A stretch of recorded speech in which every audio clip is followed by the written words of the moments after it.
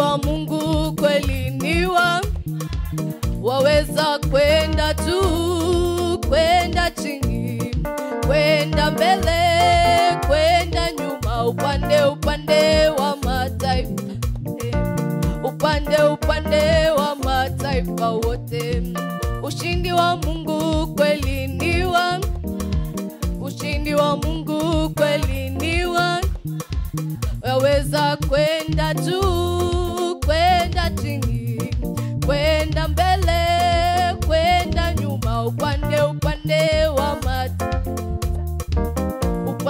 upande wa mataifa yote.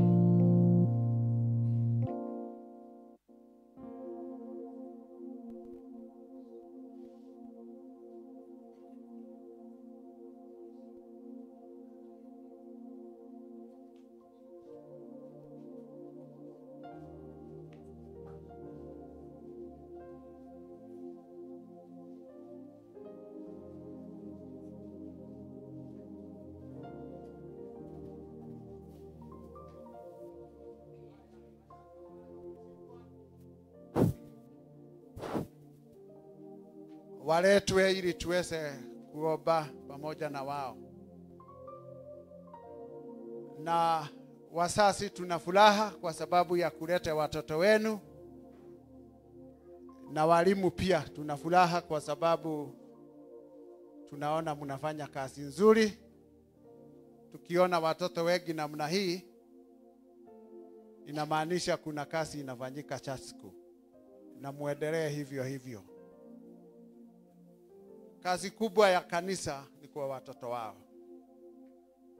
Ndivyo mwandishi moja aliyekuwa mwalimu wangu wa Christian Education aliyetuambia, ati kazi kubwa ya kanisa ni kwa watoto wao. Kwa sababu hawa watoto mnaona hapa, miaka 20 ijao ndio watakuwa wamekaa kule umeketi. Tusipowachunga hatutakuwa na watu wa kuketi hapo mumeketi. Mumeketi huko kwa sababu mliletwa kwa kanisa na wasasi wenu, na wakawashuga na wakamuelekeza vizuri. Hivyo ndivyo tungetaka kuelekeza watoto wetu, na tufanye bidii kuona watoto wetu wanapenda kanisa. Watoto mnapenda kanisa? Bwana asifiwe. Inueni mkono mkiwa mnapenda kanisa. Asante sana. Hili kanisa ni lenu. Ate hili kanisa ni lenu. Ni lenu kuliko vile ni letu. Kwa sababu nyinyi ndiye mko na muda mrefu kutuliko hapa ulimwengu. Kwa hivyo hata ile kanisa tunajenga pale, ni akina nani tunajengea? Ni yenu. Kanisa itajengwa na akina nani? Kanisa itajengwa na akina nani? Na watoto. Kwa hivyo tunataka mpende kanisa, mulituze, na ile mali ambaye muko naye ni kidogo, ile munaleta Sunday school itajenga kanisa. Na kwa hivyo kama vile Yesu alipenda watoto akasimamisha shughuli zote aliyekuwa nazo, hata ingawa wanafunzi wake walikuwa wanawakemea wasimulete, wasimzubue, ako na kazi nyingi. Yeye akasema watoto wakuje kwangu. Hata kanisa ni lazima lisimamishe shughuli zake, watoto waletwe kwa nani? Waletwe kwa nani? Kwa Yesu. Na kwa hivyo huu ni muda wenu ambaye tunasema munakaribia kwa Yesu Kristo. Tunataka kufanya mambo mawili. Moja ni imani ya mitume, na tungetaka mmoja wa kutuongoza kutoka kwenu, mmoja wenu atuongoze imani ya mitume kuja. Haya, sasa tunataka msichana atatuongoza kwa maombi. Ule atatuongoza kwa maombi. Agao, wacha kuogopa Agao, tunajivuzia hapa. Tunaanza Sunday school, kuja utuogose. Au si wewe? Haya, kuja. Haya, wasasi tusimame, tuanze na Mimi Mungu Baba Mwenyezi, Mungu mbingu na nchi, na Yesu Kristo mwana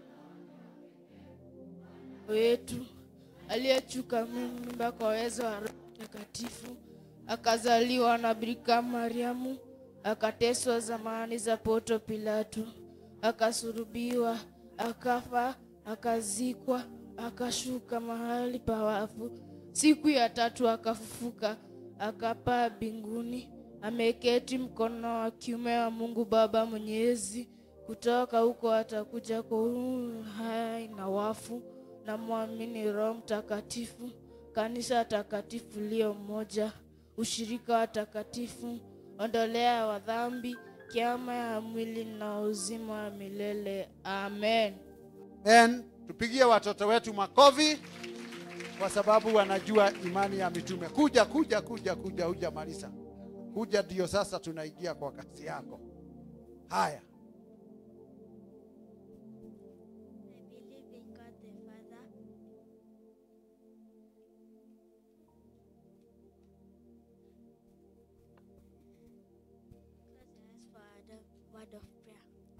Heavenly Father, King of glory, we honor you, say the King of Kings, our Lord of Lords, the Messiah.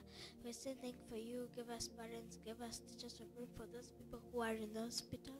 Have mercy on them. Guide those people who doesn't have shelter, food, and clothes. We are saying sorry for everything that you have done. Tumetukanana, tumefanya kila kitu nye kufurahishi. You died for our sins. We are saying sorry. In Jesus' name we pray. Amen. Tumpigie makofi. Tuendelee na maombi. Tufuge macho watoto. Pamoja na hayo, umeambiwa na mtumishi wako, tunakuja mbele zako tena tukikuletea watoto hawa, kwa sababu hakuna mtoto yoyote ungependa apotee. Diposa uliyekuja ukaishi kama wao, kwa sababu ulikuwa mtoto na ukayasoma mengi ya utoto. Na kama vile mtume Paulo katika 1 Corinthians chapter 13 aliyekuwa anasema wakati alikuwa mtoto alinena kama mtoto na akafikiria kama mtoto. Wewe Mungu, hali hii ya watoto unaifahamu vilivyo. Uliishi kama mtoto mchanga na unajua changamoto hao watoto wanapitia. Mungu wabariki, Mungu waelekeze, Mungu walinde, na hawa watoto wasome vyema bila tatizo lolote. Tunakuwa na huzuni wakati tunaona masomo yao ikitatisika kwa sababu ya kukosa kupewa pesa ya kutosha, kukikosa mipangilio kwa sababu ya hii mfumo mpya ambaye unabadilika kila wakati. Tulikuwa tunaufahamu CBE, CBC, sasa tunasikia ni CBE. Hii ubatizo wa majina mengi bila mambo mengine kuwekwa ndani inatatiza hata wasasi. Igiria masomo ya watoto hawa, hata afya, kwa sababu hawa watoto wanataka matibabu mema na ili wakue vyema. Tunahuzunika wakati tunasikia SHA iko na matatizo. Igiria ili wakati hao watoto wanaenda hospitali wanatibiwa bila tatizo lolote. Igiria hata kwa maisha ya wazazi wao ili wajitoe na wafanye kazi ili waone maisha haya hawa watoto na mahitaji yao inatimizwa vilivyo. Ebu hao watoto uwalinde kwa mambo yote, na wakue wakikupenda na wakikutii. Mungu, watumie malaika wako wawe na walinda nyakati zote. Vile vile tunashukuru kwa sababu ya walimu wao ambayo wanajitoa vilivyo kuona hii watoto wamefuswa mafuso ya kikanisa na ya kibibilia. Uwe na wao na uwashidanie, na hata sasa wakienda kusoma uwaelekeze na uwashidanie, na waende nyumbani wakiwa wamesoma ya kutosha. Washidanie na uwe na wao. Na hii ni ombi la imani tumeomba katika jina la Baba, Mwana na Roho Mtakatifu. Sisi sote tuseme amen. Barikiweni sana mkienda madarasa yenu. Asanteni. Tupigie watoto makofi wazazi.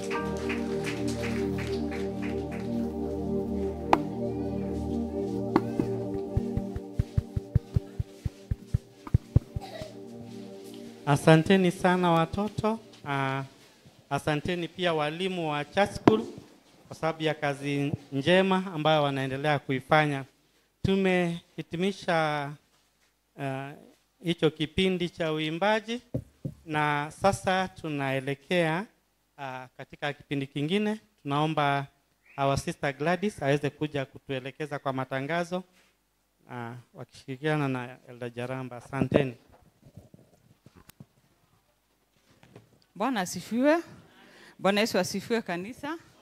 Na wakaribisha nyote katika ibada ya leo ambayo ni ibada ya parokia, na tuko pia na wageni wengi. Kama kuna wageni wameketi upande huu na leo ni mara ya kwanza kuwa nasi katika kanisa hili letu, tafadhali ningeomba tu inue mkono tuwatambue, tuwakaribishe rasmi. Kama kuna wageni tafadhali muinue mkono kama ni mara yako ya kwanza kufika hapa. Inaonekana hatuna wageni. Kunaye. Karibu sana. Hapa ni St. Paul PCA, mkaribishwa sana. Na tunakuaga na ibada mbili, ya asubuhi saa 2 ya Kiingereza na pia ingine inaanza saa 4 ya Kiswahili. Mkaribishwa sana. Na shamanzi atakuelekeza ili uweze kutana na wazee baada ya ibada na uendelee kuwa mmoja wetu. Na kama unaabudu, tunakuomba upeleke pia na salamu zetu za wana St. Paul na pia parokia hii ya Ruai South. Karibu sana. Asanteni. Tutaendelea na matangazo. Nakaribisha nyote tena. Ibada ya leo inaongozwa na presbytery na mchungaji wetu Reverend Dr. Muraya. Ibada za Jumapili ijayo zitaongozwa na PCMF. Kutakuwa na PCMF commissioning. Siku hiyo pia kutakuwa na ubatizo wa watoto. Sako ya Ninue ni Kuinue, usajili unaendelea na ni shilingi 1,000. Kuwekeza kwa kila mwezi ni shilingi 1,000 ama zaidi. Mwanachama anahitimu kwa mkopo baada ya kuwekeza kwa miezi 6. Kikundi cha wanarika youth huwa wanakutana hapa kanisani siku ya Ijumaa jioni kuanzia saa 12:30 hadi saa 2. Wanarika leo wanaomba kukutana baada ya hii ibada. Vijana wa teens, junior youth watakuwa na ibada yao kila Jumapili asubuhi kuanzia saa 3 hadi saa 4. Vijana wote hawa teens wanaalikwa katika hiyo ibada kila Jumapili saa 3 hadi saa 4. Maombi ya kina mama wa guild yatakuwa hapa kanisani siku ya Jumanne asubuhi saa 2. Maombi ya mtaa wa Zion watakutana kwa Bwana Nabii Mohu baada ya hii ibada. Mtaa wa Bethlehem watakutana kwa B Grace Moiro siku ya Jumatano tarehe 21 saa 8 mchana. Mtaa wa Canaan watakutana kwa Bwana Joseph Gitau leo saa 10 jioni. Mtaa wa Berea watakutana kwa Bwana Nabii Anthony Ndongo leo saa 10 jioni. Mtaa wa Bethany watakutana kwa Bi Nancy Washira siku ya Jumatano saa 11:30 jioni.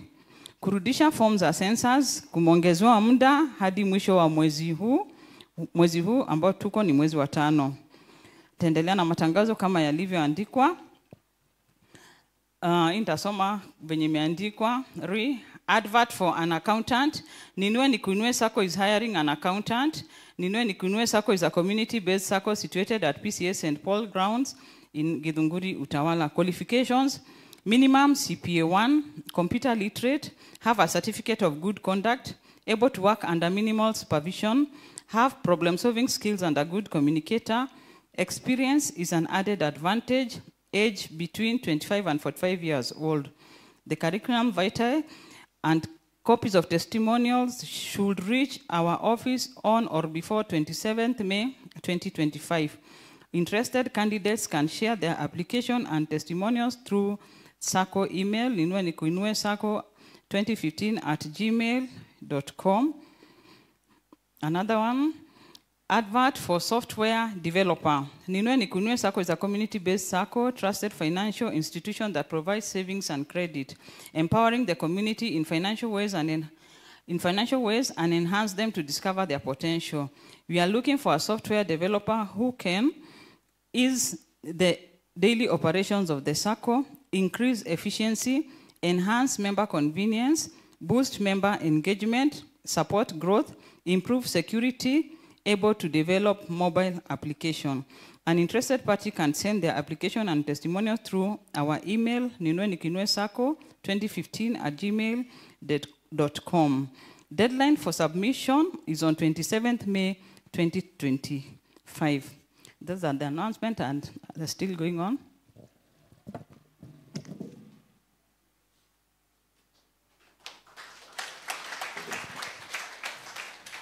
Praise God. Thank you, our secretary. Can we appreciate her well, please? Yeah, na tutaendelea na matangazo mengine kama ya ilivyo. Na kwanza naona labda mnauliza hapa mbele kuna watu hamtabui. Labda kuna watu wanajiuliza maswali na ningependa kuchukua muda tu kidogo niwapatie nafasi ndio mweze kuwajua tukiendelea.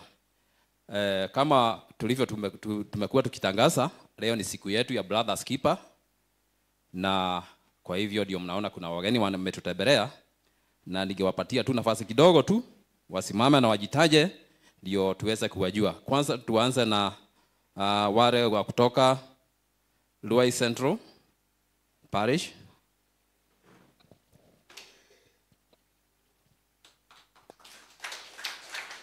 Wajitaje tu, wengine labda wamewasahau. Bwana asifiwe. Asifiwe Bwana. Jina langu naitwa Lucy Kelwa, nimeokoka. Yesu ni Bwana. Ameniokoa na furahia wema wake. Nimetoka Ruai Central Palace kama tumetumwa Clark. Asante. Bwana asifiwe. Amen. Praise God Church. Daniel Gishuke, nimeokoka. Yesu ni Bwana, from Ruai Central Parish. Nimependezwa na kanisa lenu. Thank you. Yeah. The next is Ruai East Parish.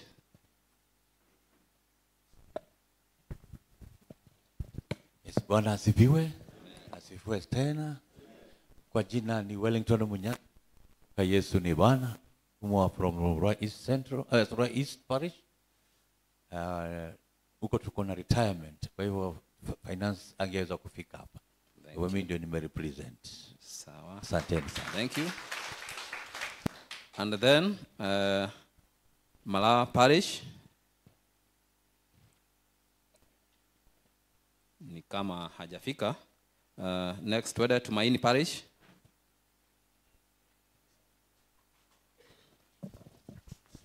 Bwana asifiwe kanisa. Naitwa Sharete Mushiri. Nimeokoka. Yesu ni Bwana, kutoka Tumaini Parish, Emmanuel Congregation. Asanteni na tuzidi kubarikiwa pamoja. Haleluya kanisa. Bwana asifiwe. Elder Francis Njiri, nimeokoka. Kristo ni Bwana. Nimetoka Tumaini Parish, St. Luke Congregation, na nimeokoka. na ninafurahi kuwa mahali hapa. I can see some people who I know. Bethwell was one of us at some point. Maureen, kuna kazi tunafanya na yeye ya youth. Bwana wabariki na watendee mema. Thank you. Thank you so much. Next, Jiro Parish. Bwana asifiwe.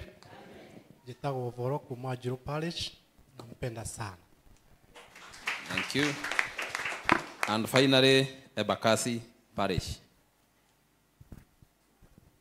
Bwana asifiwe. Amen. Hallelujah. Amen. Praise the Lord. Amen. Majina ni Amos Gathogo Njuguna. I love the Lord as my personal savior. I'm from Embakasi Parish, Embakasi congregation. I have an apology of our treasurer, Elder Eric. So I have come to represent the parish. God bless you. Thank you. Thank you so much. How do you simamia the parishes zile zingine? How do you wametumwa ndio tushirikiane na wao pamoja, and tunajua Mungu atatubariki. And then we want also to recognize those who have come from our congregations in the parish. Tuanze na Timothy.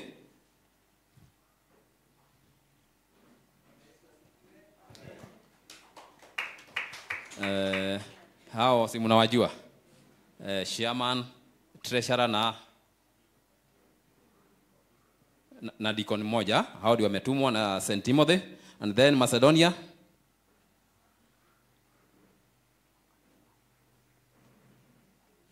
Hao mnawajua? Kuna the two elders, kuna treasurer na one deacon. Asanteni sana. And then Shalom. Amen. Sawa sawa. Asanteni sana. Wote situwapigie makofi moja wote pamoja. Kwa sababu ya kuwa good brothers keeper. Kwa hivyo tutaendelea na matangazo. The LCC chairpersons, Luai South Parish, DSS, Reference PCMF Commissioning. Receive Christian greetings in the name of our Lord Jesus Christ. The Luai South Parish will be conducting commissioning service on 25th May 2025 at PCA St. Paul Church starting at 9 a.m. All the candidates and their wives are requested to attend a seminar which will be held on Saturday 24th May 2025 at the same venue starting at exactly 9 a.m. In preparation of the above subject, kindly note that this seminar is mandatory for all those who to be commissioned. Notice is hereby given to all concerned that if anyone has anything to object to in the life or conduct of the said members as per the attached list, should convey the objection to the session before the above mentioned date. If no relevant objection is then made and substantiated immediately, the said members will be commissioned on the said date. Attached herewith, please find the members list. Yours in the Lord's service, signed by Elder Piotek Aki, session clerk, also copied to our Reverend Dr. Hezekiah Mulaya. Nitasoma hii list, sio wengi. From St. Paul, we have commissioning. We have Amos Wajohi Washira, Josiah Boru Gasheru, Anthony Dongo, Peter Kafugi, Simon Lufia Mwangi. And Macedonia, we have Silas Degwa Gedaiga and Peter Wainaina Jologe. Shalom, we have Samuel Gesho Bau. St. Timothy, we have Duncan Gadito Maina. Duncan Gadito Maina. And then on the education, St. Paul, we have Patrick Mwangi Gitau and James Dirango Jega. Macedonia, we have Edwin Nganga, Stephen Kahome, Eric Kenywa Joka, Samuel Derito, Joseph Jeru, Geoffrey Maina. And St. Timothy, we have Benson Mwaneki Kuria and Simon Kihuaga Wamai. And then I continue with the other one. The Presbyterian Church of East Africa, New Nairobi East Presbytery, Luai South Parish. Alongside the family of Reverend Dr. Hezekiah Mulaya, gracious invite PCA St. Paul Church to the induction service of Reverend Dr. Hezekiah Mulaya on Sunday, June 15, 2025. Huu ni mwaliko wa mshugaji wetu, kama tumekuwa tukiwaeleza, kutakuwa na induction, yani kuigizwa kasi kwake tarehe 15 mwezi wa 6, na ametualika sisi sote tukuje tushirikiane na yeye akiigizwa kazi ndio aendelee na kutuongoza katika parokia yetu ya Luai South. Mungu awabariki sana. Kwa majina ni Samuel Jaraba na Kristo ni mwokozi wa maisha yangu. Mungu awabariki sana.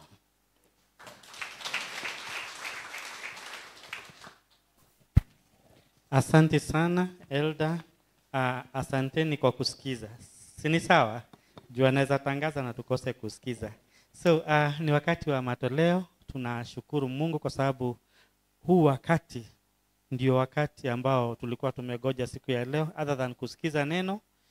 Tumekuja hapa, tuko na wageni kwa sababu ya hii siku. Ni vizuri kuwajulisha kwamba our session clerk hakuweza kuwa pamoja nasi siku ya leo kwa sababu ako na mgonjwa, babake ni mgonjwa, kwa hivyo alienda kumuona. Kwa hivyo tunaomba, alikuwa ameomba apology. Kwa hivyo nataka kumuomba our treasurer Elder George. Leo msimuone kama elder wenu, sasa ni wetu wa parish. Akuje aweze kutuelekeza. Asante.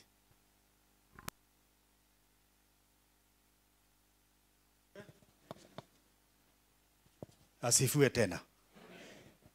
Mnajisikia namna gani? Mko poa? Haya, sawa sawa. Sasa nashukuru Mungu kwa sababu hata ya kutupa nafasi ya kuja tumtukuze na kile ambacho pia amefanya nini? Ametupea. Na kama vile mimi husema mara nyingi, hakuna pesa mingi na hakuna pesa kidogo mbele ya Mungu. Bora imepeanwa kwa upendo, si ndio? Tunasemaga wewe toa na utoe pesa ambayo ukienda nyumbani utalala, usilale ukiota ukisema ya kwamba PCA ilichukua pesa yako. Tungetaka ukienda nyumbani uwe na wakati mzuri wa kulala. Tikagurumuka ako ina spouse yako oria neki. Ukigwetha ngiri ethire. Bwana asifiwe sana. Ni tutoe kwa upendo tukijua ni nani tunafanya nini? Tunapea na tunasemaga pesa ni kama mgeni, ikija kwako inakuja haikuji ikae. Inakuja ifanye nini? Iende, si ndio? Kwa hivyo ni unatunza mgeni na anakuwa baraka kwako. Si namna hiyo? Alafu wakati wa kwenda kama sasa tunataka zije ili ziende zikafanye kazi nyingine ndio zipate nafasi ya zingine kufanya nini? Kukuja, si ndio? Ningeomba tupate kusimama tuombe zote kwa pamoja. Tushukuru Mungu kwa sababu ya nafasi hii na hata kutupa kile ambacho umepewa. Uje uweze kumtukuza nacho. Tuhoe. Baba Mwenyezi Mungu muumba wetu, tunakushukuru ni kwa sababu wewe ulituumba, ukatuweka dunia hii na kila mmoja ukiwa na kusudi lake. Umebariki sisi kwa njia tofauti na ukatuleta pamoja kwa minajili ya utukufu wako. Kwa hakika tunashukuru kuona ya kwamba ni wengi wangetamani kuja katika nyumba yako kuja kukuabudu, lakini walikosa nafasi hiyo. Wengine ni wagonjwa, wengine wameaga dunia, na sisi umetupa nafasi. Tunaomba ya kwamba wakati huu tunapokuja mbele ya kiti chako cha enzi, tukishika kati ya fedha ambazo umetupatia ili tuzipeane zije zifanye kazi kwa nyumba yako, tungeomba tunapofanya hivyo na tunapofanya kwa upendo tukapate kuongozwa na wewe na tukapate kubarikiwa na wewe. Bariki kila mkono na kila mmoja ambaye yuko hapa anapo unyosha na kuweza kupeana ili kazi yako ikapate kuendelea. Ukakumbuke kila mmoja wetu. Kuna yule ambaye pengine hataweza kutoa kwa sababu ya kukosa. Tugiomba ya kwamba na hata wakati mwingine Jumapili ijayo ama siku ingine yoyote ambayo zile fedha zinahitajika ili ziendeleze kazi yako, tugiomba naye pia apate kuwa nazo. Na yule pengine atakosa kutoa kwa kutofahamu, tuomba ukapate kumpatia ufahamu na kujua kwamba sisi na kile chote ambacho tuko nacho sisi ni kazi ya mikono yako, na ni kwamba umetuweka dunia hii tuweze kukutukuza kwa njia zote, kipitia pia kwa fedha na mali ambayo umetupatia.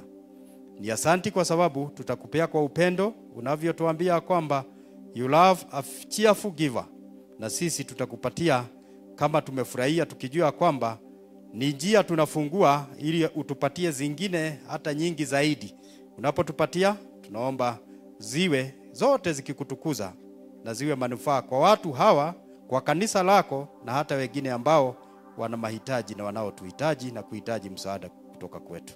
Ombi letu ya imani ya kwamba utakuwa nasi katika kipindi hichi, kwa jina la Baba, Mwana na Roho Mtakatifu. Amen. Leo tutakuwa na taratibu tofauti kabisa na vile ambavyo huwa tunafanya. Ni kwa sababu tulipokuwa na mkutano wetu jana, tuliambiana ya kwamba tutahitaji district zije na kila district iwe imewakilishwa. District zote za kutoka parokia yetu, tuko na district 29 na tunatarajia zote ziwe zimewakilishwa. Kwa sababu Mikuyu hakukosea aliposema ciambagirio maene ihenyene. Ni vyema tuanze na wageni na wenyeji ambao ni St. Paul, tuende wenyeji ambao ni parokia, na tumalizie na wenyeji ambao ni parokia na wageni ambao ni kutoka parokia zingine kama vile Lejaraba amewasoma. Kwa hivyo St. Paul, ningeomba ombi letu lilikuwa kwamba katika district level tuwe tumekusanya ili tuweze kuokoa muda, lakini hata hivyo tumejulishwa kwamba kuna wengine huenda ikawa hawajafanya hivyo. Kwa hivyo kile tutasema ni kwamba ukija hebu zile ambazo mmekusanya zije, zile ambazo mnasidikisha nazo zikuje ili tuweze kwenda na hiyo taratibu. Na ningeomba tuanze na treasurer wa Bethlehem.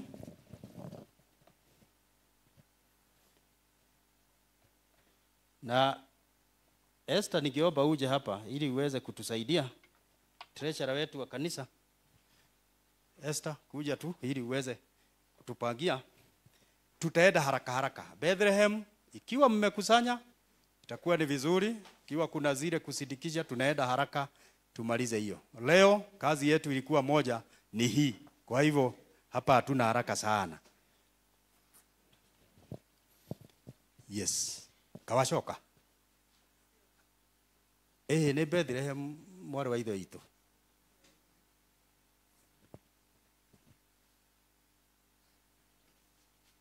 Turenda andu a Bethlehem ni tugugwita.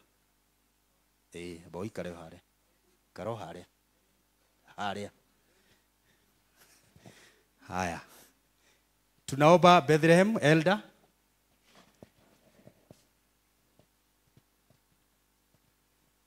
Alafu tuje Zion ndio tumalize na dada yetu hapa. Zion ni huko na ngero muko. Sawa sawa. Haya, Bethlehem tuwabieni taratibu, kujeni.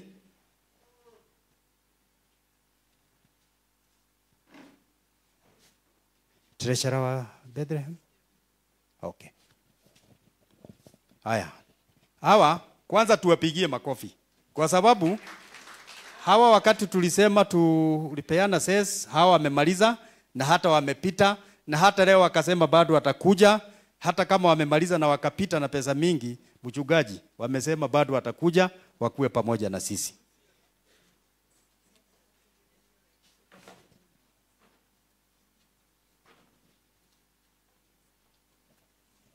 Haya, wametusidikisha na 10,000 hiyo yao wameweka kwa account.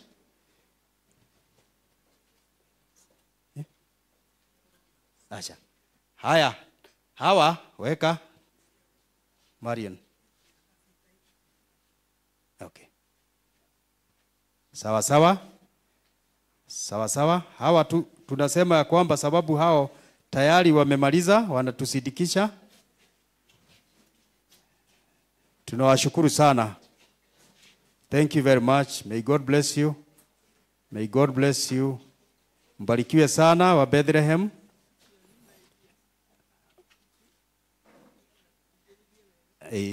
Turakunengera. Haya, sawa sawa. Haya, chukua Zion.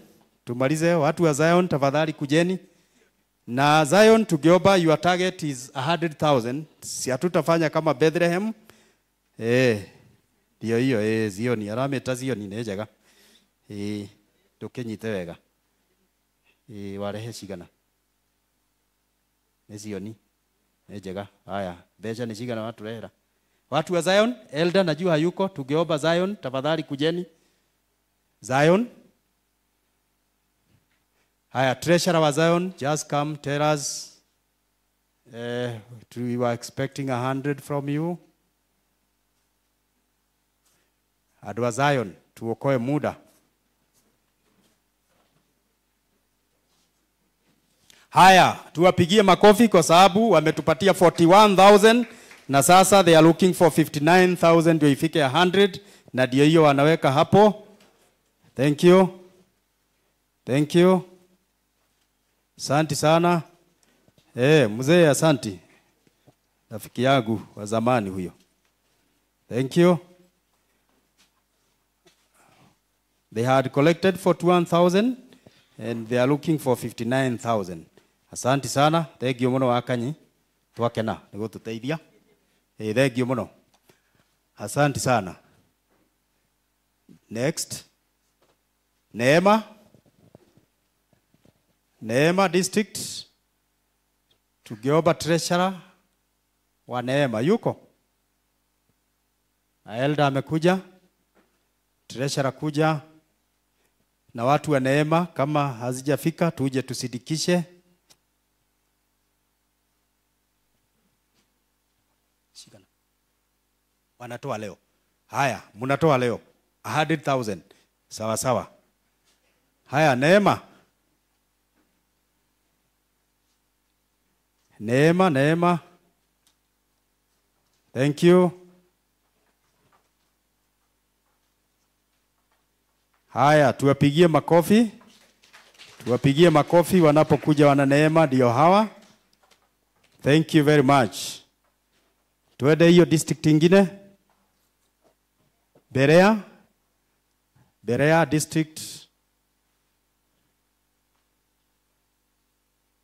Elder Mary, treasurer naona anakuja. Watatuambia kama ni leo ama ni jana. Haya, kuja treasurer utueleze. And Berea is coming up very well. Let us appreciate them. They are doing a good job. Thank you very much. Yes. 21 wamesanya 21,000. Sasa wanajaza. Ndio hiyo. Thank you very much. Asante Baba Shiko. Thank you. Asante sana.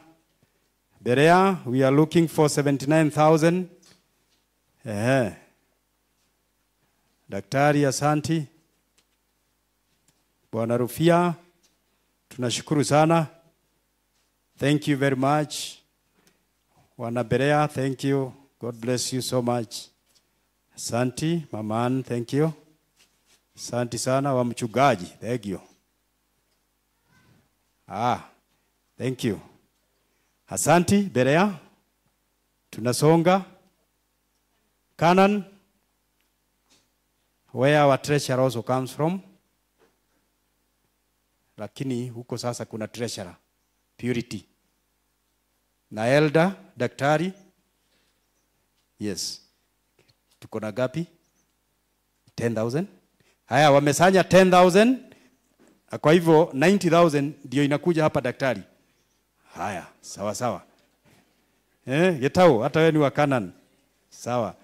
Icio mirongo kenda icio riu. Mwaura kawathire Canaan. Eri uthiete district nyingi muno we. Haya, hata mzee ni wa Canaan. Asante. Thank you sir. Mwaura tulianza Galilaya, tumekuwa naye Bethlehem. Huyo. Thank you. Asante sana wana Canaan. Asante, God bless you. Asante sana. Galilaya, elder, kama ujenga. Treasurer, wakeki. Yeni. Oh, anga. Ngonete tũrarathimirwo.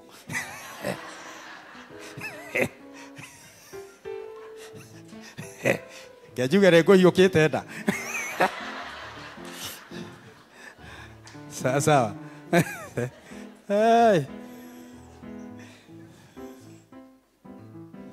Haya, treasurer tuambie kuja. Haya 20,000. Haya 80,000 ndio hiyo sasa elde tunatafuta. Amadhenge, asante. Thank you. Bwana Mudee. Asante sana.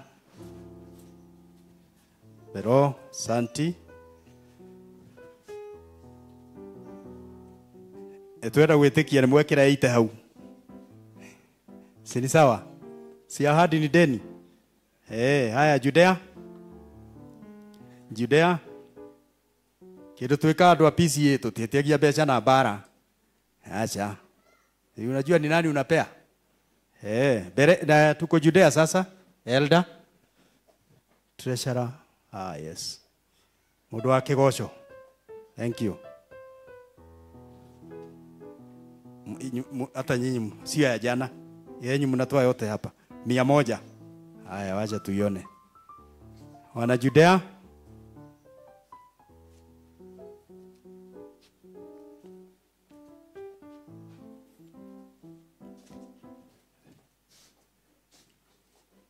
Bwana Kabugi. Wega. Mucogothi muno Haya. Samaria. Tuje sasa. Wana Samaria. We are always good Samaritans. Yes. Yetu ni ya jana na leo. Ni jana na leo. Haya.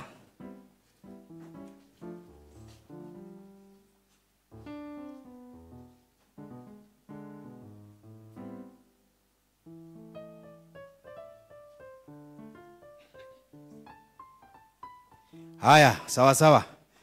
Wamekuja na 65,000, walikuwa wametoa 19, kwa hivyo inakuja 80 what? 85,000 na sasa 15 iko hapa tu. Tuwapigie makofi hawa. 15 iko hapa. Iko 15 hapa sababu hata mimi nitaweka yangu hapo. 15 inafika. Asanti. Mudhurio toire ku. Karibu sana. 15,000 sisi ndio tunawapeaga mwalimu wa kwaya. Kwa hivyo muwe mnatushukuru. Nitaeka. Sawa sawa. Mutikekena tumuhete mwalimu wa aligwa inithia wega. Thank you. Dina mashito ni ciakinya. Bethsaida. Elder awachia.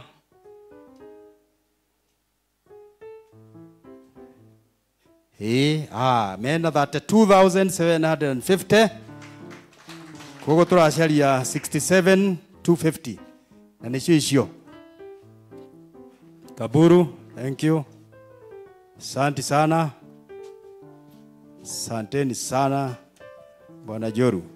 Thank you. God bless you so much.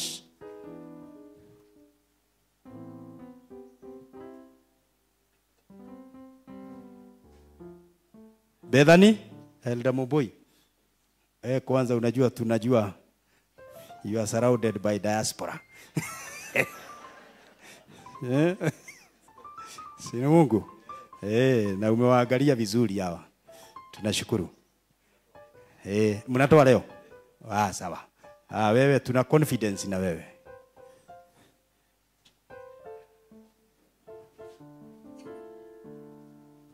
Treasurer.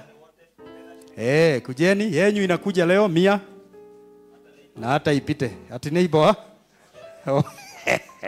Anaita mpaka majirani. Haya. Sawa sawa. We are looking for the 100 Jogona. Thank you. Adeto asanti. Yes, Kagiri. Thank you very much. Asanti. Mwalimu. Twina wetekio ni gukinya.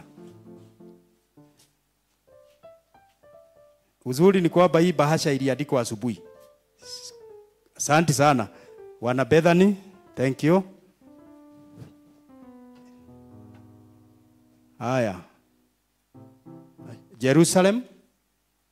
Jerusalem.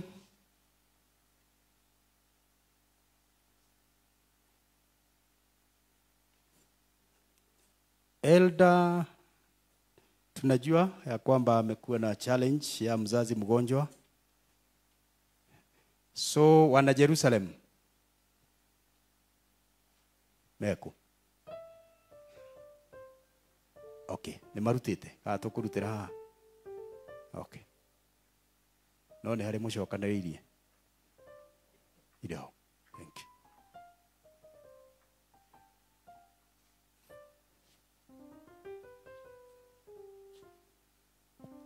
Atirĩrĩ, inyuĩ nĩ inyuĩ Jerusalem. Ũguo mũigana. No kũria. Makiuga rĩu makogo maya Antino. Okay. Sawa. Nitwele. Wamerudishia, wameweka pamoja 36,000, tuwapigie makofi. Ni urashigweta kanoko.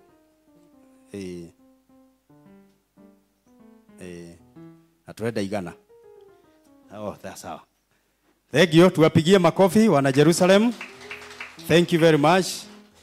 Kindu mwahinyara nakio no jenda. Naone mageria etiguo. Eni. Haya Upedo. Upedo district. Elder Jaramba. Our registrar. Ya jana na ya leo. Sawa. Ni gapi? 23,000 tuwapigie makofi. So 77 ndio hizi sasa. Ndio hizo sasa zinakuja. Watangazaji wote wametoka huko wa siku ya leo. Wote tumetangaziwa leo na Upedo.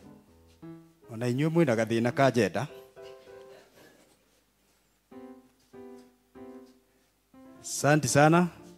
Mama Bire, naona Baba Bire hapo, tunashukuru. Thank you very much. Are we done? District no gahari atigara ya St. Paul. Basi tupigie St. Paul makofi. Wakati tulikuja hapa kutoka Ruai, kule Ruai Central, tuumete kwanyu. Oko na muriganĩirwo. Tutanathie west tuke guku ri. Na kuku kungi turathie, tono kwa huko tikuwa mwisho.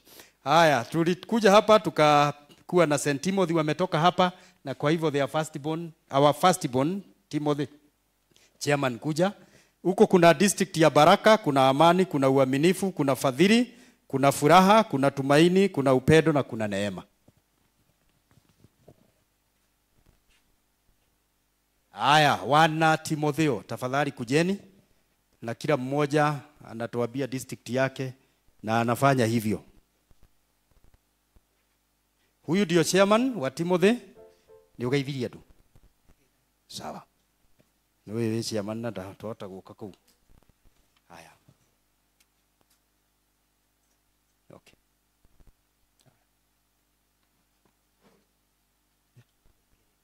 Haya. Wametuletea sheki tunatarajia 1,700 kutoka 800 kutoka kwao na wamesema watatupatia, lakini kwa sasa wamekuja na 200,000, tuwapigie makofi. Alafu chairman amesema hiyo ni ya kusindikisha hiyo 200 hiyo kutoka Upedo district 200 ya Upedo bado tumaini. Yes. Na furaha unaongezea. Haya, tuwapigie makofi. Out of that kuna vile tuko na hiyo percentage, vile wametoa hiyo 200 na vile watatoa hiyo ingine gapi? 600. Si ndio? Na ahadi ni deni. Thank you very much. Macedonia after Timothy hatukukaa sana, tukapeana Nazareth na Gethsemane district zikaenda kutengeneza Macedonia. Historia ni mzuri. Unajua kuna wengine hawajui. Si ni vizuri we update you. Yes, hawa walikuwa Gethsemane na Nazareth district. Na kwenda huko they only retain Nazareth and Gethsemane pia iko. Na finance chairperson wetu anatoka huko. Hawa tulitaka watupatie 700,000 ucio niguo mwerekero witu nao. Na ni maraugire ni megwika uguo na ni andu athiki ni andu egaya. To ni kuo finance yaumite. Na matire ngarari. Tuitane na district. Thank you. Aya kwaja wanataka uwazi, transparency. Wanasema Nazareth iko wapi? Ikuje hapa kwanza. Aya nimepewa list nyingine. Wacha nitumie hii ya finance share. No share mani wako. Amesema tuanze na Tumaini. Tumaini treasurer. Ono yali witoyo. Hawa wako na 76,000 tuwapigie makofi. Wow, wow, wow. Haya Nazareth. Oyo no witu nare witu. Amvea. Now wako na 70,000. We appreciate them. Thank you very much. Tuende kwa Amani district. Huko ndio chair anatoka. 35,000. Tumpigie makofi. Thank you. Ono wachoka the shared. Haya. No matina igua no wedoria. Berea. Haya 34,000 tupige makofi. Upedo. Oh. 42,000 tupige makofi. Haya twende Gethsemane. 50,000. Let us appreciate them. 18,000 kutoka Sharom. Tumaurero hii. Thank you very much. Haya, digo taraga. Sioka cigana. No ko daragira. Ciaride ni oe ne cigana. Ona ndoe, ona nie ndioe. Haya. Twende sasa kwa si tuwapigie makofi. By the way wamejaribu, si ndio? Na kwa matina hota na mageria fio. Matina tigia nyingi. God bless you. Asante sana. Hiyo mbaki ni kidogo wataleta. Let us appreciate them once again. Kuna last born utienda kuma tonia to no wega kumabundithia uria kwagireire. Twenda magekora twenda. Metagwo Shalom. Tuwapigie makofi hawa. This is our acting last born. Acting last born. Yes, now akuje. We have our able treasurer from there. And the secretary. Andũ aya no nyende wagĩa ihinda ũgathiĩ kuo. Andũ ati aingĩ, but wamefanya kazi kubwa sana huko. Kanisa wamemaliza. Yes. Haya. District zao ni mbili, kuna Amani na Berea. Kana mrauga tu. Kama district. Kama mbili moja. Kama kanisa. Haya, sawa sawa. Yes. Tamaka. Kana karia gitu kanini gatureheire 80,000. Wow. Maana oguo no maraugire ira kiama-ini tukarehe 80 na nimeka oguo. Na ici na macindikisha koguo ne 80 kindu. Tuwapigie makofi. Thank you very much. Si wamejaribu? Ndio nimewambia tutimatunagia koguo nimekite wega kama vile tungetaka wafanye. Sasa tukaenda kwa wageni wetu ambao ni parokia ambao zimekuja kututembelea. Na kwanza tuanze na wale ambao tulikuwa na wao. Ashio tumetaga they are our sisters and brothers kutoka Jiro na kutoka Tumaini. Ni vizuri kujua wakati tulitoka Ruai tulienda Ruai West. Kuna kwa tumete tugioka huko rugo tuika sawa. Kwa hivyo ningeomba Jiro huko ndio ilikuwa headquarter yetu. Bwana Foro. 150,000. Thank you. Tumaini kutoka naye tutia gutigireire. Ni nyumwe kuo riu. Hello, no enderia ndu guoya. 150,000. Thank you very much. Haya, tulikuwa tumetoka Central, kwa hivyo tungetoka na wao pia Bwana Gichuki. We have tuko na connection na nyinyi. Thank you muno. Ici auga cithie district yakwa neyo Samaria treasurer. Niguo auga. Katiguo. Arauga na Ruai Central nao nimatohe 150,000. Wow, thank you Bwana Gichuki. Icio gwakwa icio nacio. Thank you. Bwana asifiwe. Cito irathi na nĩ igũtigĩtie ani. Mwamenya ũguo. Tũmaũrĩe rũhĩ. Embakasi wako. Na Embakasi ni vizuri wajue we donated a whole district to them. Ile kanisa inaitwa Utawala ilikuwa hapa ikiitwa Judea. Kwa hiyo mgatuteaga. Bwana asifiwe. Sino mshaenda Utawala mkaona? Hiyo kanisa ni yetu. Lakini tuliwapea. Ndugu yangu hapa rafiki yangu sana na ametuletea 150,000. Thank you very much. Mugani? Oh. Okay. Kwa hiyo nayo koragwo uguo na ndigũcoka kwaria mũno. Gweja ohoke ũndũ ũrute indo ingĩ. Wagichuki, kwa hiyo mkona mũthuri ũkũrĩa. Very good. Thank you. Hiyo ni district ya Zion. Asante. Thank you muno. Asante elder. Tumebakisha East. Na nĩ ũkire raini-inĩ. Nĩ ũkire mũndũ mwega. Ona wata wametupatia 150,000. Wow, thank you very much. Kuna wengine tumebakisha. Mara wamefika. Na tulikuwa kwao Jumapili. Matwari kwao Sadi.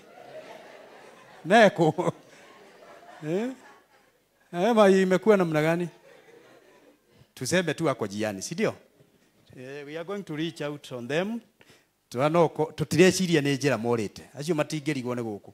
But tutafuata tujue ni namna gani. Tuseme hivi, uko hapa, pengine hukuitwa kwa hiyo taratibu zote tumeita. Na kabisa ulikuwa lazima ungetukuza Bwana na sadaka, si ndio? Sasa we pia kuja. Haiko we hau twagweta district ciothe na uko hapo na una sadaka yako. Si ni vizuri pia ikuje? Tutaweka kwa hii yenye imekuja na parokia zingine. Kama uko hapo na pengine hatukukutaja pahali na kama sisi wote tumetoa, ageukia rafiki yako mbatie tuka high five. Huyo jirani yako. Mwambie asante sana. Mundu gutigana na mbia ihinda riri hatiroka wega muno. Kwa hivyo tunashukuru sana. God bless you and God do you good. Thank you.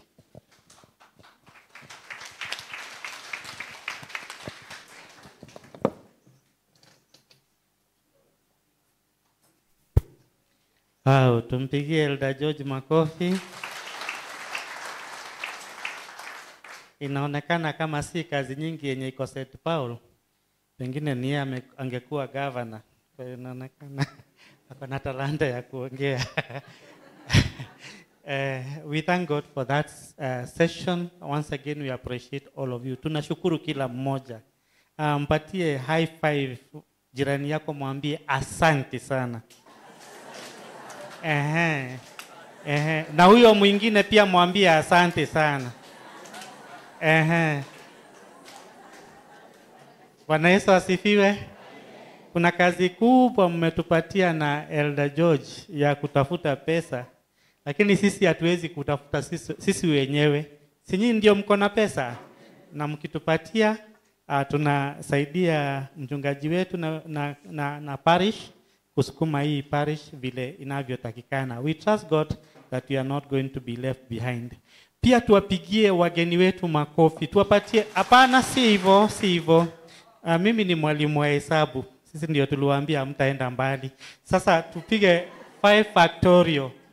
5 4 3 2 1. Tuanze 1 2 3 4 5 1 2 3 4 1 2 3 1 2 1. Thank you. Lakini mimi niliwaambia wanafunzi wangu wataenda mbali na ameenda mbali. Thank you so much. Once again, thank you so much, Elder George. Naona tumeenda vizuri. Hicho kipindi kilikuwa cha maana sana sana sana, kwa sababu that was the main purpose for this Brothers Keeper Sunday. Sasa tunaelekea katika kusikiza neno, na tutaenda kusoma masomo yetu mawili kama yameandamana. Somo la kwanza tutalisoma kutoka kitabu cha Malaki 3:6 hadi 12, the book of Malachi 3 verses 6 to 12, tukisombewa na Elder Charity. Hilo lingine tutaenda kwa 2 Corinthians 18:1 to 9, tukisomewa na Elder Francis Njiri. So naomba tukaenda kwa masomo.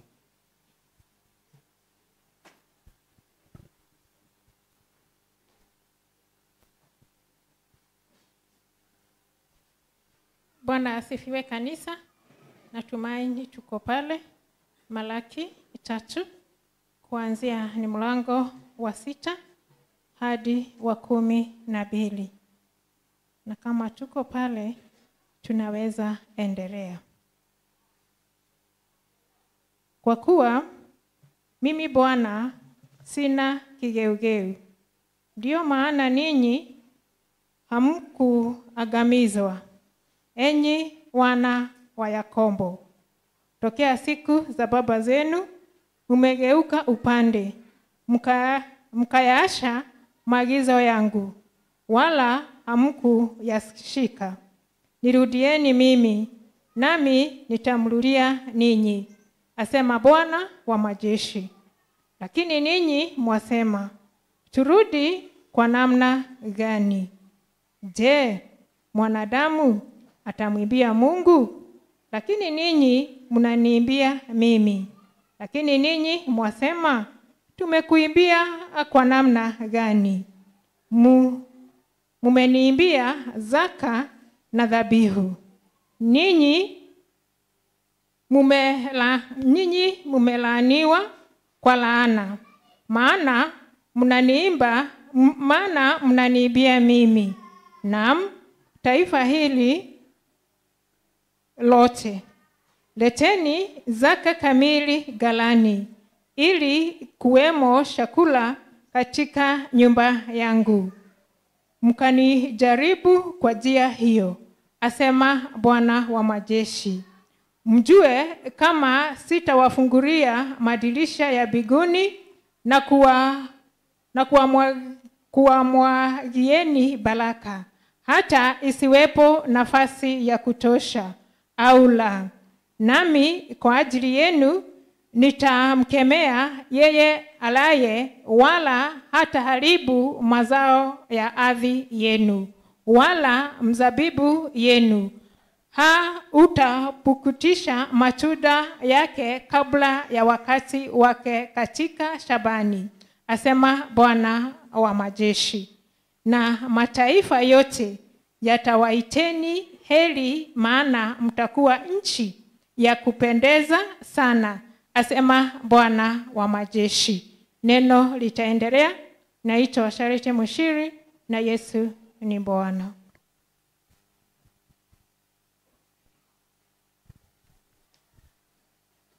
Bwana asifiwe. Somo letu la pili litatoka katika kitabu cha Wakorintho wa pili. Sura gani? Kiongozi wa ibada alikuwa amesema 18. Chapter 8 verse 1 to 9. Thank you very much. Kwa hivyo somo letu la pili litatoka katika kitabu cha Wakorintho wa pili sura ya 8 kutoka mstari wa 1 mpaka wa 9. Nimesema hivi: tena ndugu zetu, twawaarifu habari ya neema ya Mungu waliopewa makanisa wa Makedonia. Maana walipokuwa wakijaribiwa kwa dhiki nyingi, wingi wa furaha yao na umaskini wao ulikuwa mwingi, ukaongezea utajiri wa ukarimu wao. Maana na washuhudia kwamba kwa uwezo wao na zaidi ya uwezo wao, kwa hiari yao wenyewe walitoa vitu vyao, wakituomba sana pamoja na kutusihi kwa habari ya neema hii na shirika hili la kuwahudumia watakatifu.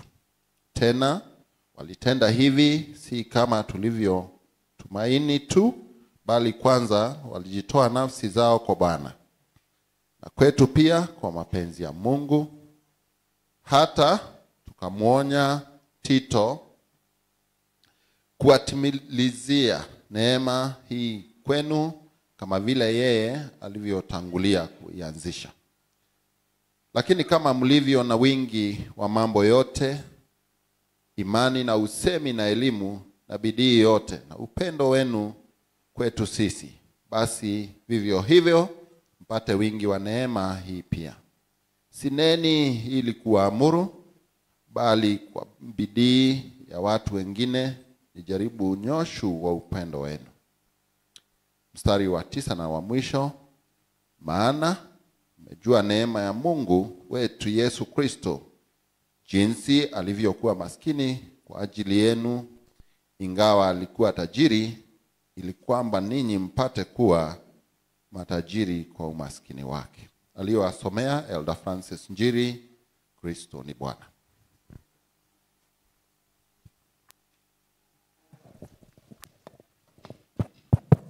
Asante sana Elders Charity na Francis kwa kutusomea na njia iliyomakinika. Asante sana. Ni wakati wa kusikiza neno, na tunapotayarisha nyoyo zetu, tuomba tusimame, tuimbe wimbo namba 56, ni sikukuu, tukiongozwa na waimbaji wetu.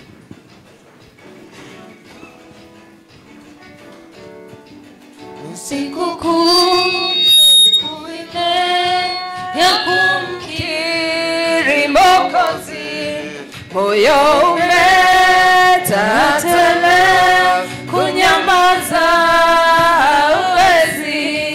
Sikukuu, sikukuu ya kuosha dhambi zangu kuu, kukesha na kuomba tu, ananiongoza miguu. Sikukuu, sikukuu ya kuosha dhambi zangu kuu, tumekwisha kupatana, mimi wake yeye wangu, na sasa nitamwandama nikipendo la Mungu.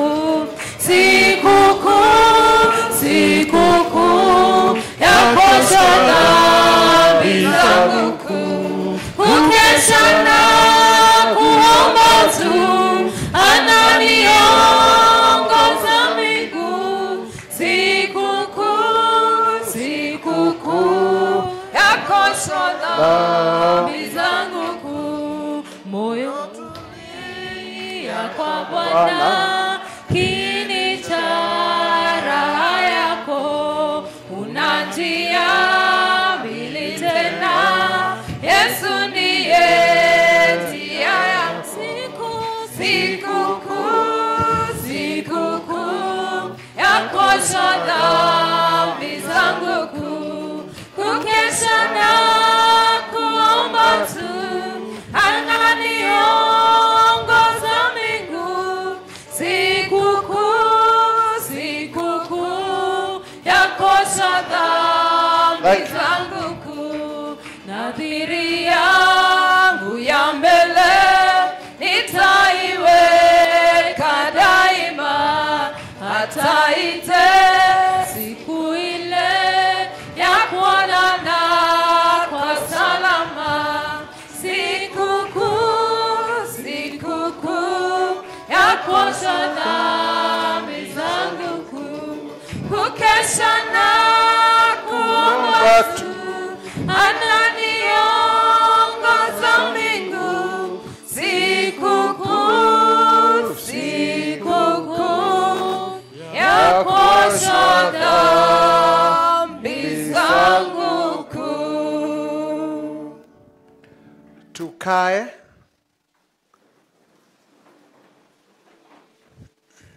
Bwana asifiwe. Haleluya. Tusalimiane hivi. Asante sana. Hata wale wako kule nje, nisalimieni hivi. Asante. Kwa ajili ya wageni, jina langu ni Murage wa Muraya na nampenda Yesu kwa kuniokoa na kunihifadhi. Ni rafiki, nimemuona kwa maisha yangu. Tumekusanyika hapa kwa madhumuni ya kusaidiana na parokia zingine kama vile zilitajwa, ili tukaweza kutafuta pesa za kazi ya Bwana. Na tunashukuru wageni wetu, tunashukuru nyinyi nyote, hata wale ambaye si wa St. Paul, wale mliweza kufika, na ili tusaidiane kwa jambo hilo. Na najua hilo si mwisho, kwa sababu kuna ile ambaye ni ahadi yetu, kama vile tulikuwa iongelelea kwa kila district, na ni vyema tutimize, kwa sababu mambo hayo tunaongea tukiwa mbele yetu na mbele yake Mwenyezi Mungu. Na ningetaka kusema ni vyema tuendelee kujikakamua, kwa sababu hali yetu si mzuri sana.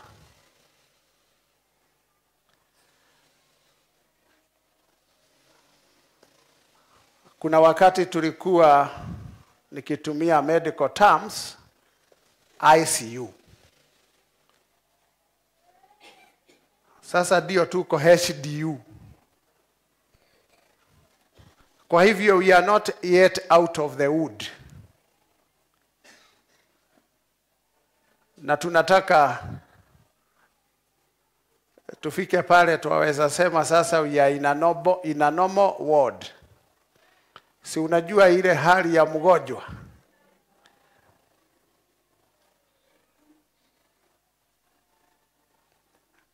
ni lazima tunamuomba mtusaidie na msaidie hii parokia yenu kutoka HDU, kama vile mlitusaidia kutoka ICU.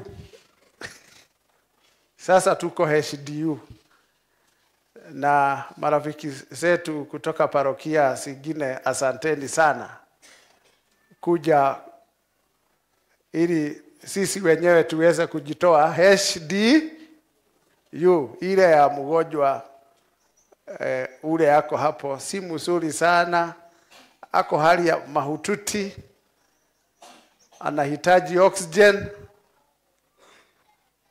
anahitaji kulishwa, on our way to recovery.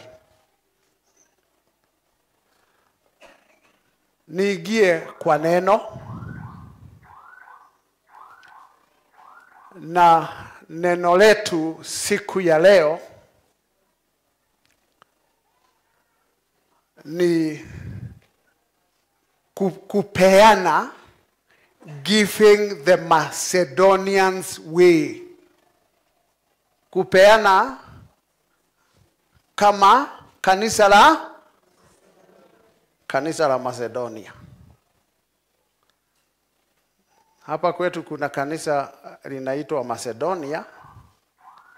Sijui kama wanajua maana ya jina Macedonia. Na mtume Paulo ndiye aliandika barua hiyo tumesomewa juu yake. Na aliwaandikia barua mbili zile ambaye tunafahamu, lakini kuna barua ingine ya tatu iliyopotea. Biblia tuko na barua 13 za Paulo, lakini kuna zingine ine zilipotea. Sijui kama hizo barua tungekuwa nazo singekuwa zimebadilisha Ukristo. Na mimi nafahamu na nasema singekuwa zimebadilisha Ukristo, singekuwa kwa Biblia hizo barua ine za mtume Paulo ziliyepotea. Na katika barua lake la kwanza lile tuko nalo,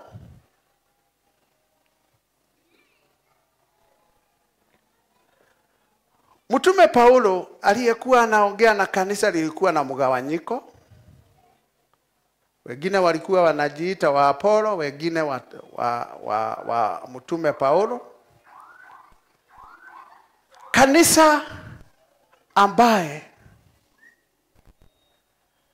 liliyekuwa na shida ya dhambi ya usherati, hata incest.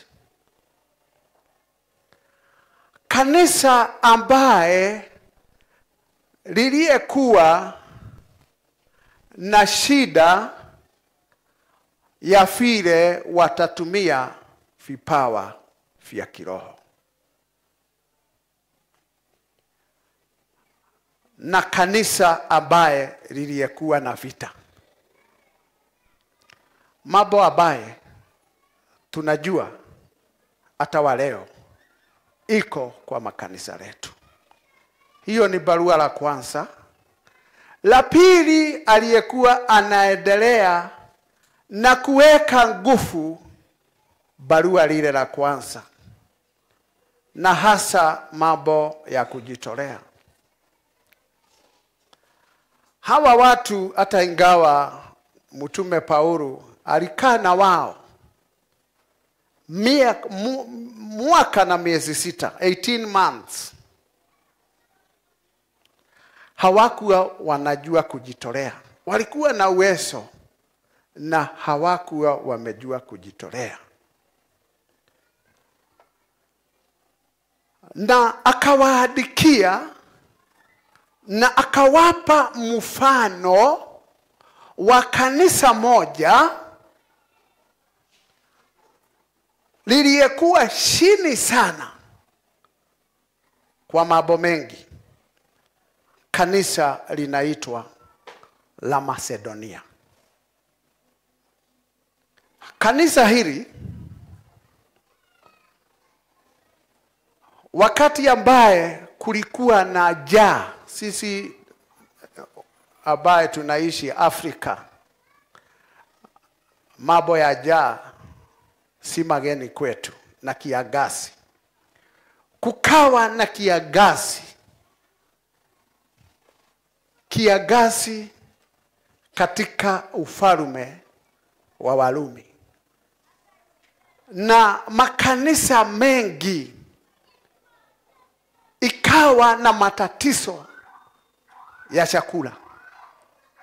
Na kwa sababu mtume Paulo alikuwa amefanya kazi nyingi kwa makanisa ya watu wa mataifa, akaona ni vyema wasaidie wale ambaye waliathirika sana na njaa hii, na ni kanisa la Yerusalemu.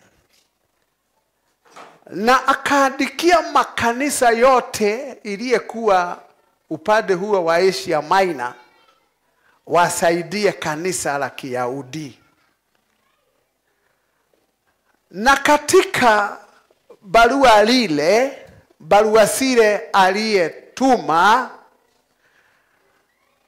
kanisa la Macedonia halikutumiwa.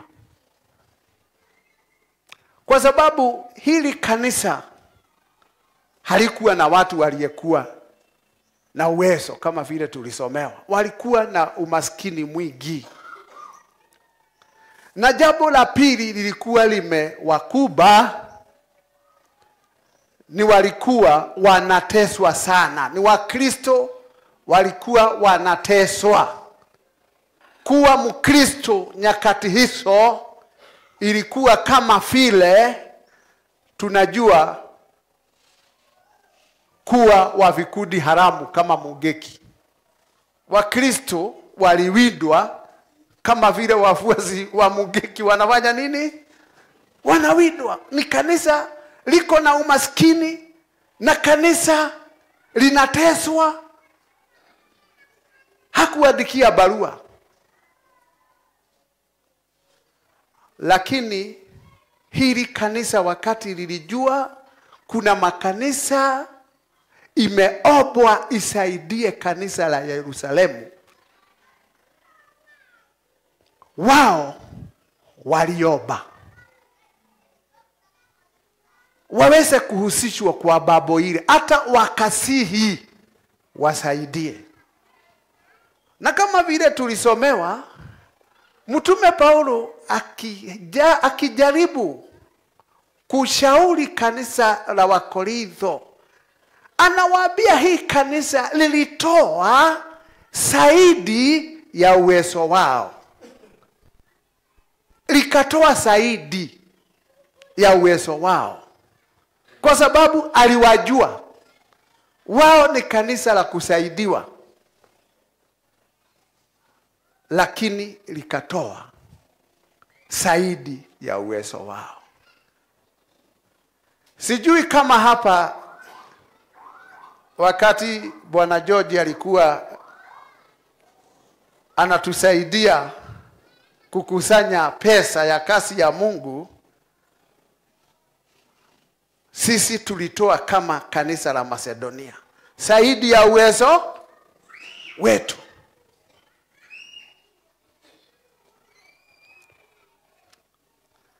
Na hapo ndipo sasa nataka kuongea mambo matatu ya kipekee haijaonekana kwa kanisa lingine, na Mtume Paulo anaomba hata kanisa la Wakorintho liwe pale. Na hili ni kanisa la kipekee.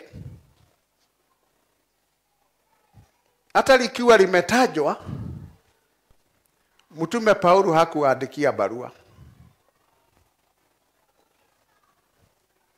Kwa sababu hii ni kanisa that operated normally, did beyond expectation, halikuwa na shida. Kwa hivyo, na hawakuwa na maswali. Walishika Ukristo na wakaishi kama Ukristo, na diposa hakuna barua. Walifanya nini? Waliandikiwa.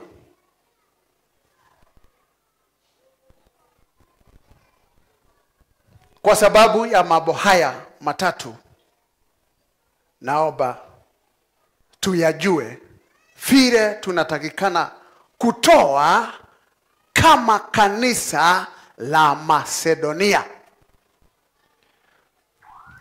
Jambo la kwanza, they had grace of giving. Walikuwa na neema ya kutoa. Ambaye hiyo neema imekosa kwa makanisa mengi ya ulimwengu siku hizi. Tukiangalia mstari wa kwanza wa 2 Corinthians chapter 8, inasema hivi: tena ndugu zetu, tuwaarifu habari ya neema ya Mungu waliopewa makanisa ya Makedonia. He is telling them, reporting to them about the grace of God iliyepewa kanisa la Macedonia. Alafu Maana walipokuwa wakijaribiwa kwa dhiki nyingi, wingi wa furaha yao na umaskini wao uliokuwa mwingi iliwaongezea utajiri wa ukarimu wao. That can only happen to people who have grace of giving. Watu ambaye ni watu wanapitia majaribu, great trials of affliction, na wanaambiwa hata wakijaribiwa hivyo wamejaa furaha. Na ya pili, hata kwa umaskini wamekuwa na ile inaitwa ukarimu mwingi. It is only through they had grace of giving. Hiyo neema ya kutoa. Neema ambaye neno lile mtume Paulo alitumia hapo na grace na lugha ya Kiyunani inasema hiyo neema is a spiritual gift. Ni kitu ambaye inapewa watu wanakuwa naye hata wakiwa kwa shida hawaonyeshi, kwa sababu neema ya Mungu imewatosha. Kama vile mtume Paulo aliambiwa neema ya Mungu itamtosha. They had that neema ya kutoa. Hii neema ya Kiingereza inasema it abounded into the riches of their liberty. Riches. Ikawaongeza mambo ya kujitolea. Hiyo neema. Tungeomba Mungu tupewe hiyo neema ya kutolea Mungu zaka na sadaka. Neema. Unaona watu si ya kwamba wamebarikiwa, si ya kwamba ni matajiri, lakini wako na neema ya kutoa zaka na sadaka. Si lazima wapangiwe brother keeper. Unajua ni brother keeper ilipangwa kwa sababu hakuna parokia kwetu iko na neema. Kama hiyo ilikuwa wapi? Kwa Macedonia. Neema tu, wearing up. Kuna fashion inasema it was wearing up. Ni kama kisima kinatoa maji, kinatoa huo upendo wa kutoa, wa kutolea Mungu. That is the grace. Mtume Paulo anakumbusha hiyo kanisa na anatukumbusha. Wakati nilikuwa nasoma hiyo maneno, nilikuwa hata mimi naomba Mungu anipe hiyo neema. Ya kufanya nini? Ya kutoa. Anisaidie kama hii kanisa. God, give us that grace of giving. Grace of giving. Ile itanifanya si lazima nikubushwe, si lazima tugawiwe sezi kama district.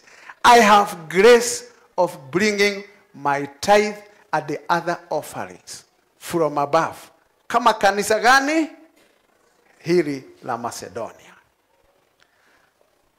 Jambo la pili lilikuwa na kanisa hili tofauti na makanisa ya leo is that they were living in Kairos movement. Kairos movement.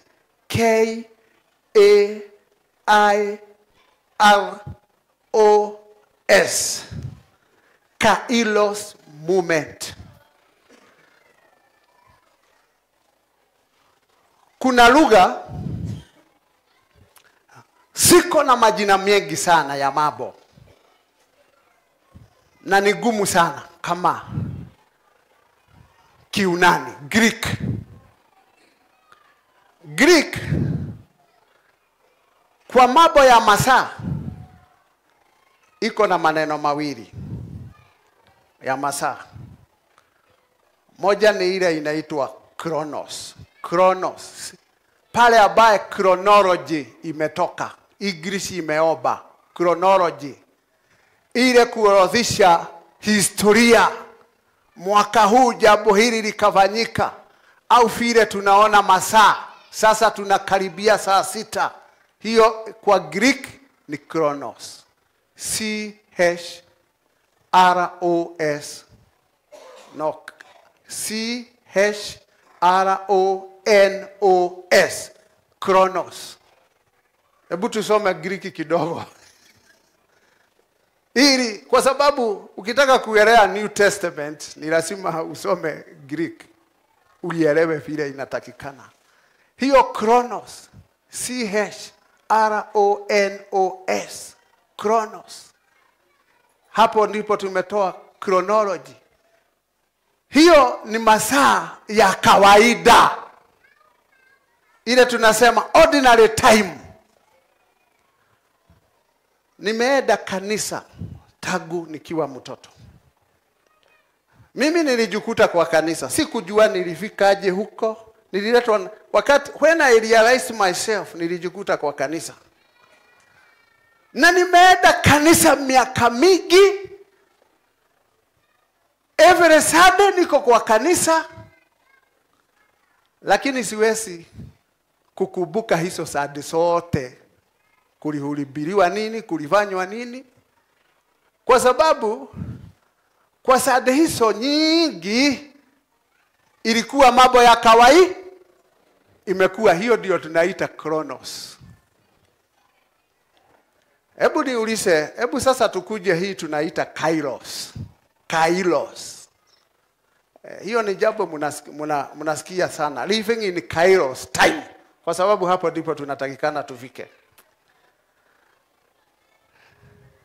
Nikiuliza mtu, Jokesi nikimuuliza, tarehe 7 mwezi wa 8 mwaka wa 2012 alikuwa wapi?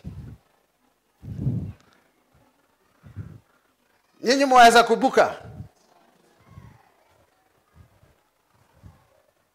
Lakini nikimuuliza tarehe 8 mwezi wa 8 1998 ni tarehe 7. Ni nini kulifanyika? Waweza kubuka ulikuwa wapi? That is wakati wa historia. Hiyo ndio inaitwa kairos. Wakati wa historia. Hiyo ndio kairos. Ile matoleo tumetoa leo imetuigiza kairos. Au ni chronos. Yaweza tutajua hesabu kama ni just ordinary. Leo is just an ordinary. Hebu tuseme kairos ingine. Kairos wakati Mungu aliumba hii ulimwengu siku 7. Hizo ni historical, significant. Hizo ni kairos. Wakati ambaye Musa aliona burning bush, alikuwa ameshunga kondoo miaka ngapi? 40 years. Every day. Those were chronos. Hasikuwa na any significant. But there came a kairos time. Siku ya maana.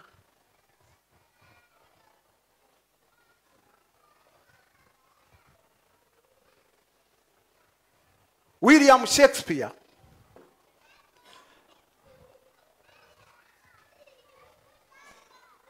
wale wamesoma mambo ya William Shakespeare, wale wa literature na vitabu vyake. Na moja ilifanywa literature, Romeo and Juliet.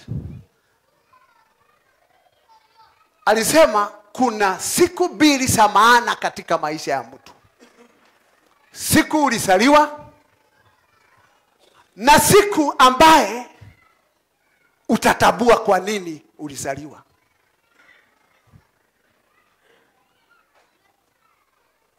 Kwa hivyo hapa William Shakespeare anasema siku ya kuzaliwa ni Kronos. But the day you will know the reason why you came to this world. When you know your purpose in life, hiyo ni Kairos.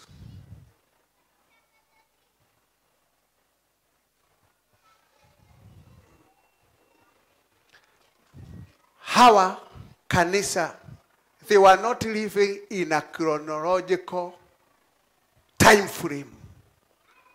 They were living in Kairos.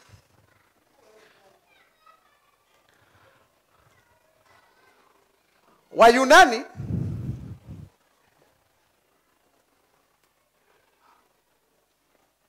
hiyo masaa vile inaenda saa vile tuko na masaa. Vile naangalia sana vile unaangalia, hiyo ni chronology. Hiyo kwao haikuwa na mungu wake wa Greek. Lakini mungu wa masaa wa Greek aliitwa Kairos. Na Kairos alikuwa mungu, alikuwa na mabawa na manyoya na ndevu kubwa. Na walikuwa wanasema, kulingana na hizi ni myth of Greeks, walikuwa wanasema huyo mungu wa masaa, kwa sababu alikuwa anasuguka ulimwengu huu kama vile dunia inasuguka jua, kuna wakati alikuwa anakaribia ulimwengu. Ukimuona uguse ndevu zake au ushike manyoya yake utoe, yale matarajio yako yote uliweza kufanyiwa. Because to them, Kairos was an extraordinary time. Ile your wishes were all fulfilled ukimugusa. We are not operating from that time frame of Greek. But in the Bible we see Kairos. In Mark chapter 1 verse 15, Jesus alianza kuhubiri. Weka Mark 1 verse 15. Ukianza 14, wakati Yesu alianza kuhubiri, he started with the time has come. Yesu hakuwa anaongea juu ya Kronos. He was talking about Kairos. That now the kingdom of God is at hand. Time has come. Now that the kingdom of God has come. He was talking about Kairos. And he was living in Kairos. So in another way, tuliomba our Lord's Prayer. Wakati tuliongozwa kwa maombi na Elder Foro, hakusahau juu ya the Lord's Prayer. Our Father who art in heaven, thy kingdom, that thy kingdom come. It is not in chronological aspect, au ni ile tunaita chronos, it is Kairos. God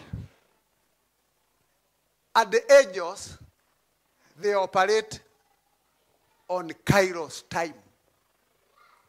Kwa sababu kule hakuna sequence of movement kama vile hapa iko.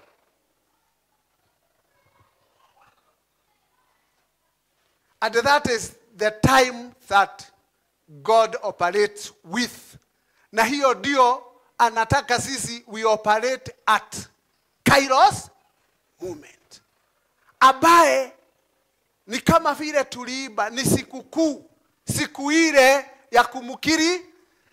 That song is not talking about Chronos, it is talking about Kairos. Even in our operation as Christians, tunatakikana tuende that time frame of God, of Kairos, ile ambaye tunaliona mstari wa 3 na wa 4, ambaye inasema hivi kwa hii kanisa, because they were operating on Kairos moment. How can we operate on the Kairos moment, not Chronos? Hata watu wanakuja kanisa wanachoka, because it is, the church is operating on Chronos time. Nothing, hakuna miujiza, hakuna jambo geni, hakuna kitu kinatendeka. They get tired. They want Kairos moment.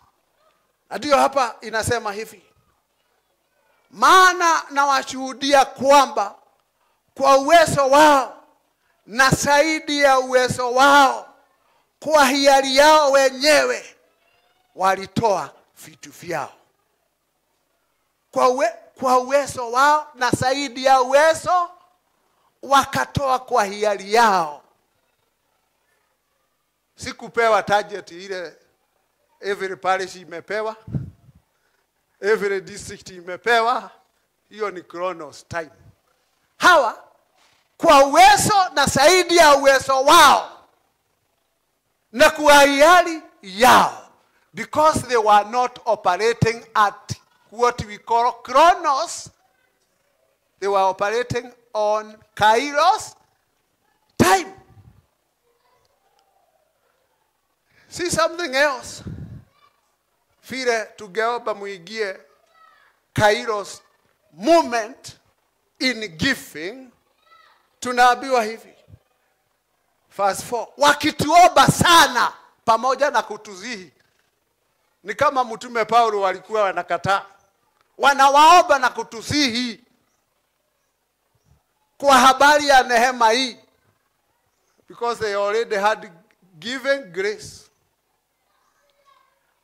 Na shirika hili la kuwahudumia watakatifu, wanaomba na wanasihi watoe. Ni wapi uliona mtu akiomba? Sisi kile tunajua ni kuomba pesa, eh? Hiyo ndio tunajua. Lakini hatunaona watu wakiomba wasurutishwe kutoa, wahusishwe. Hiyo ndio Kairos moment. Hao watu hata wanaomba, wanasihi. Yes. Ni wapi uliwahi kuona mtu anataka kufanya jambo nzuri, hata anaomba, ananyenyekea ili afanye? Lakini hiyo Chronos kawaidalism ndio imefanya tusifike hapa, hii kanisa liliyekuwa limefika. Mungu atusaidie. We be living in Kairos moment, Kairos time. Kama kanisa hili likawa na utofauti kwa mambo yote, because hawakuwa na time ya vita, ya mgawanyiko, ya kupigana. Yao ni kufanya wema na kujitolea na shida zao na umasikini na kuteswa. Walikuwa na furaha, walikuwa wanatoa, because they were living in Kairos moment. Hebu tuombe Mungu, we live in Kairos moment. Na ya tatu, ile waliyekuwa naye na haikuwa kwa makanisa mengine, ni ile tunaita they had DNA of giving. DNA. Sisi kuhisi tunajua vile DNA kwa makesi tunaona. DNA ni ile dawa chemical umeitoa kwa wasasi wako na kwa watu wenu, ambaye sura yako ni kwa sababu ya hiyo DNA. Kutembea kwako, kufanya mambo unafanya kama watu wenu, ni kwa sababu ya DNA. These people had DNA of giving. Walikuwa na mfano huo wa kupeana. Hata tutaona they had DNA of God, because God is a giver. Ilikuwa imewaigia, kama vile mtume Paulo anatuambia kwa kitabu hicho tu 1 Corinthians chapter 1 Corinthians chapter 5 verse 17 or 2, sikumbuki ni wapi, 17, ile inasema if anyone is in Christ, he is a new creation. They had become a new creation. They had absorbed in them the DNA of God, because God is a giver. Tukiangalia huyu Mungu aliumba hii ulimwengu, akapeana mfano wake, alafu akaikabidhi kwa mwanadamu, akamupa atawale awe mkaramani. Alafu wakati mtu aliyepotea, Mungu akarudi tena akatoa mwanae. Sio DNA ya kupeana imetoka kwa Mungu. Tunaona vile Mungu amekuwa akijitoa. Tunaambiwa hivi,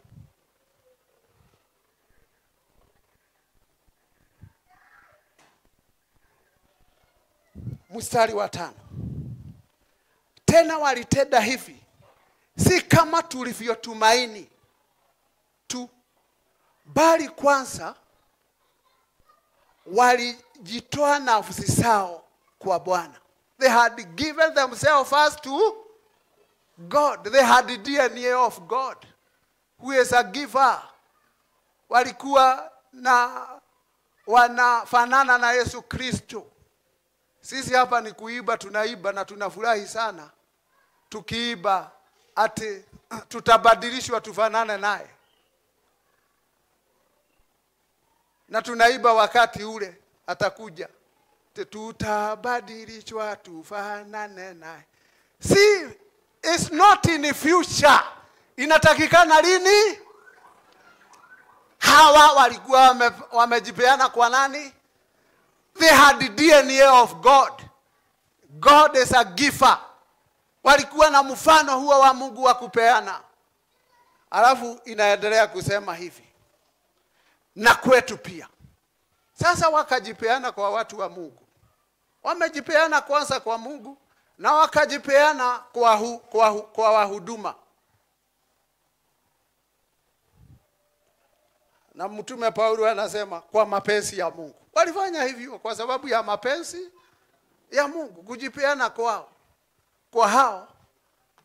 That DNA ambaye tunatakikana kuwa naye, ya kujipeana kwanza kwa Mungu.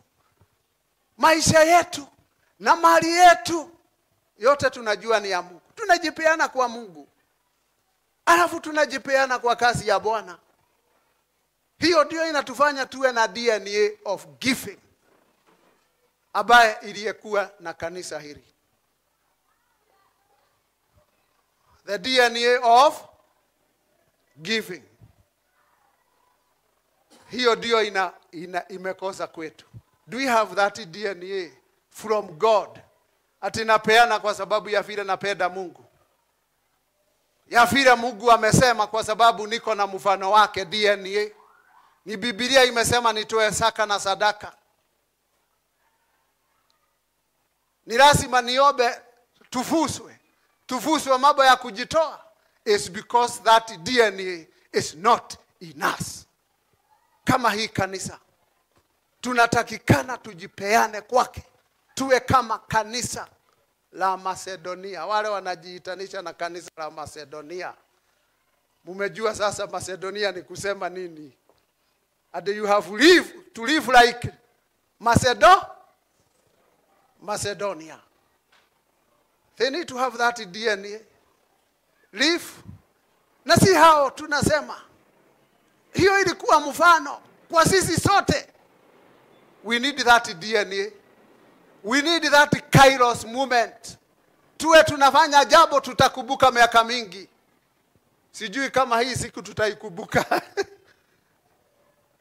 Will we be remembering this day? Is it Kairos or Chronos?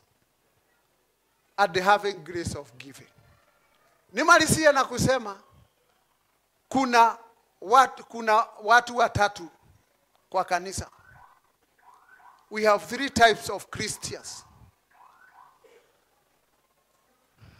Kikundi ya kwanza ya Wakristo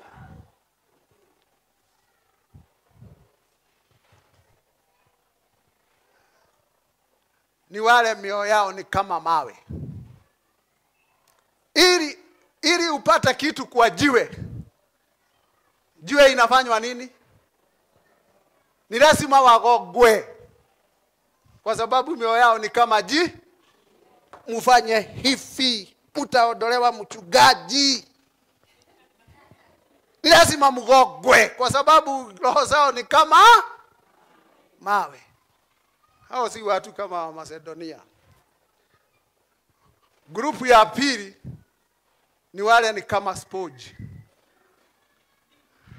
Sponge ili utoe kitu ni lazima ufanye nini? Ufinye. Ni lazima wafinywe ili watoe Hao ni wale, they are not like Macedonia. Hawana grace. They are not living in Kairos movement, and they don't have DNA ya kutoa.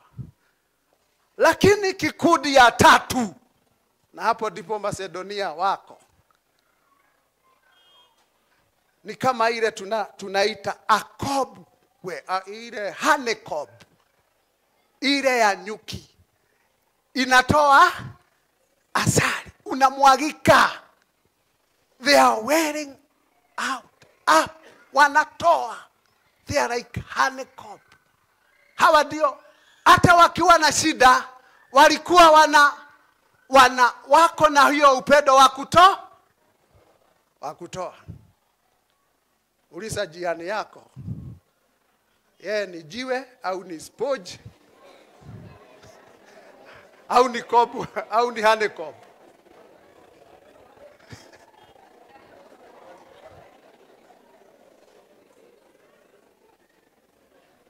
Amekwambia nini?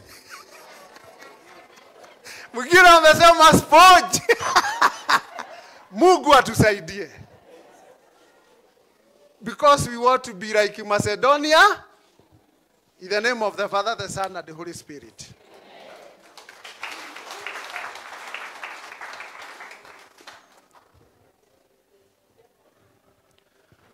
Tunataka kuingia kwa upande mwingine sasa wa neema ya Mungu, kwa sababu hii chakula tulipewa tu bure, kwa sababu Yesu ni ile kondoo anayechukua dhambi za ulimwengu.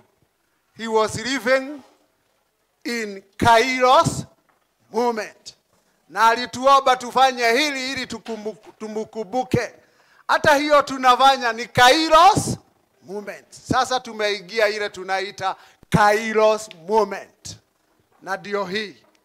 Na hii Kairos moment si ya watu wote, ni ya wale tu wameigizwa kwa jambo gani hili.